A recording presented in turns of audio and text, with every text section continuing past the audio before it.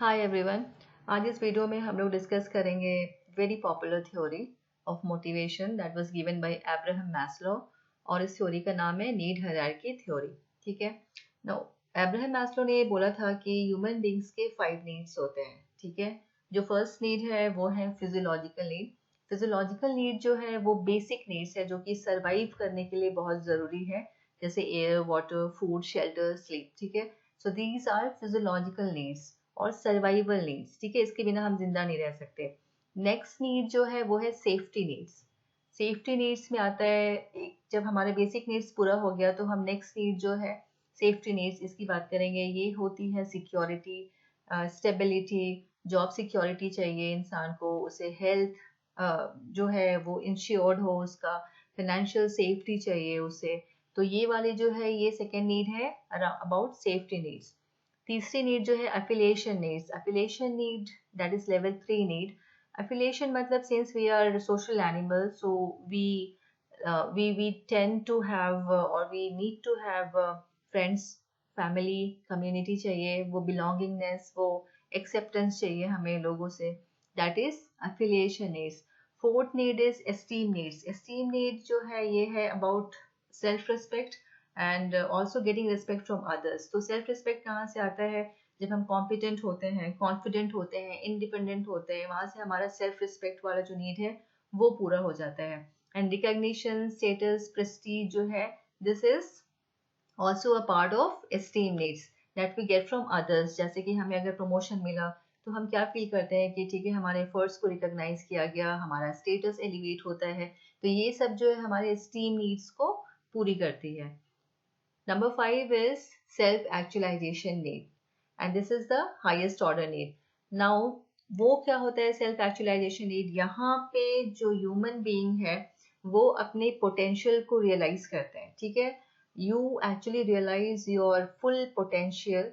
और वो जो वो करना चाहते हैं अपनी लाइफ में, या फिर जो वो बनना चाहते हैं, what he thinks he is capable of becoming, वो उस चीज को अचीव करने की कोशिश करते हैं। तो वो यहाँ पे सेल्फ एक्चुअलाइजेशन में करते क्या है कि वो अपने टैलेंट्स को बहुत ही अच्छे से, they will use their talents fully. वो पर्सनल ग्रोथ जो है उसके लिए वो काम करेंगे, वो क्रिएटिव होंगे थोड़े से, जो भी जो फुलफिल करेंगे अपने लाइफ के गोल्स को और पर्पस को। ये एक सेंस ऑफ फुलफिलमेंट चाहिए उनको। तो सिंपल वर्ड्स में हम बोल सकते हैं we try to do what we are capable of doing at my highest level. ठीक है, जैसे कि एग्जांपल हम अगर ले लेते हैं तो अगर कोई म्यूजिशियन है, वो डेली प्रैक्टिस कर रहा है अपने आर्ट को, क्योंकि उसे मास्टरी हासिल करना है अपने आर्ट में, उसे एक्सपर्ट होना है। अगर कोई एंटरप्रेन्योर है जो कि एक कंपनी बना रही है क्योंकि उसे एक सोशल इम्पैक्ट क्रिएट करना है, वो सोसाइटी के लिए कुछ करना चाहता है। तो ये सारे जो एग्जाम्पल्स है इसमें लोग जो है वो अपने लिए, मनी के लिए, रिकग्निशन के लिए काम नहीं करते, क्योंकि वो सारी नीड्स तो वो एस्टीम नीड से या फिर सेफ्टी नीड से, वो पैसे का नीड या फिर वो रिकग्निशन का नीड वो पूरा कर रहे हैं। लेकिन सेल्फ एक्चुअलाइजेशन में वो पहुंचकर क्या करते हैं? They want to have that sense of personal fulfilment. ठीक है, वो है सेल्फ एक्चुअलाइजेशन नीड। ठीक है, इसको हम थोड़े और अच्छे से समझेंगे कि मैस्लोज क्या बोलना चाह रहे थे। जैसे कि पिछले वाले स्लाइड में हम लोगों ने क्या डिस्कस किया कि 5 तरह की नीड होती है, लेकिन मैस्लो ने ये बोला था कि जो नीड है it exist in hierarchy. Hierarchy मतलब क्या होता है कि जब हमारा एक नीड पूरा होता है तो ही हम दूसरे नीड की तरफ जाते हैं। हम लोग स्टार्ट करते हैं फिजियोलॉजिकल नीड से। ठीक है, what he said, we start with physiological needs. Now once our physiological needs are satisfied, we move on to the next level. ठीक है, हमारे जब लेवल 1 सेटिस्फाई हो जाता है फिजियोलॉजिकल नीड, तो हम सेफ्टी नीड की तरफ जाते हैं।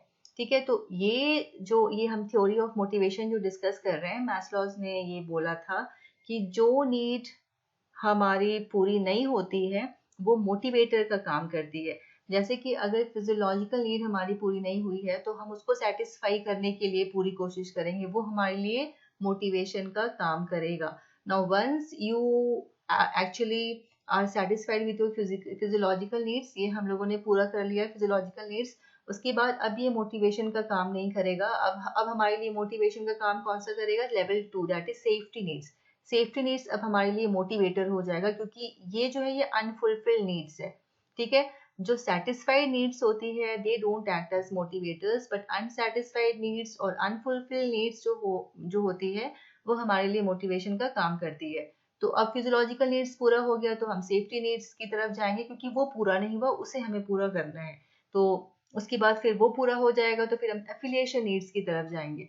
तो मैस्लो ने क्या बोला था कि the needs which are satisfied do not act as motivators. एक बार जो नीड हम लोगों ने सेटिस्फाई कर लिया, अब वो मोटिवेटर का काम नहीं करती।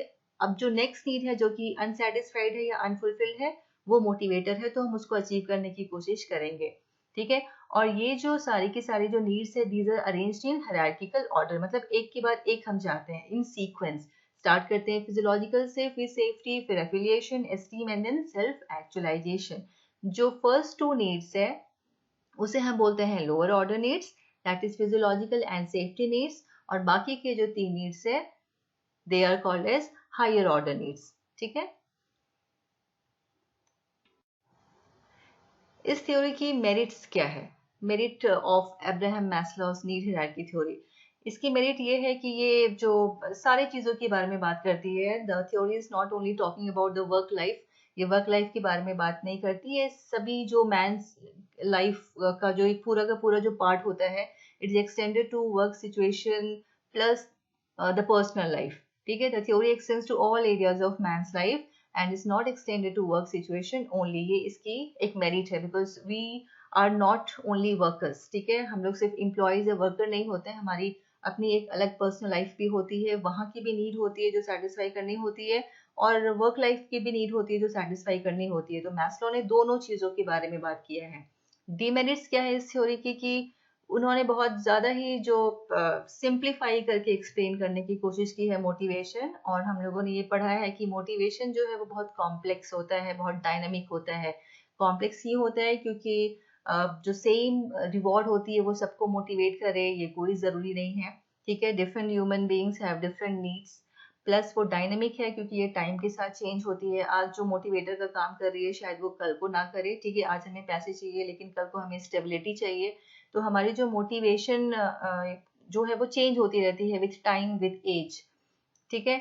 प्लस ये बोला है मैस्लो ने कि ये जो है ना, ये मैस मोटिवेशन ये बिल्कुल फिक्स्ड एज अ पिरामिड जो स्ट्रक्चर जो हम लोगों ने देखा था उस हिसाब से वो काम करती है एज अ सीक्वेंस। मतलब अगर पहली वाली नीड पूरी होगी तो ही हम जाएंगे दूसरे वाले में, अगर दूसरी नीड पूरी होगी तो ही हम जाएंगे तीसरे लेवल में।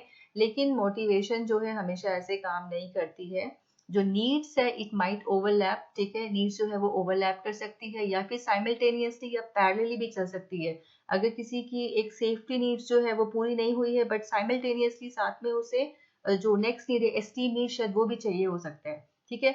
अगर किसी की सेफ्टी नीड्स पूरी नहीं हुई है इसका मतलब ये नहीं है कि उसे रिस्पेक्ट नहीं चाहिए। ठीक है। फ्रॉम अदर्स या एक सेल्फ रिस्पेक्ट नहीं चाहिए। तो ये जो नीड्स है it can be run simultaneously और पैरेलली साथ में चल सकते हैं।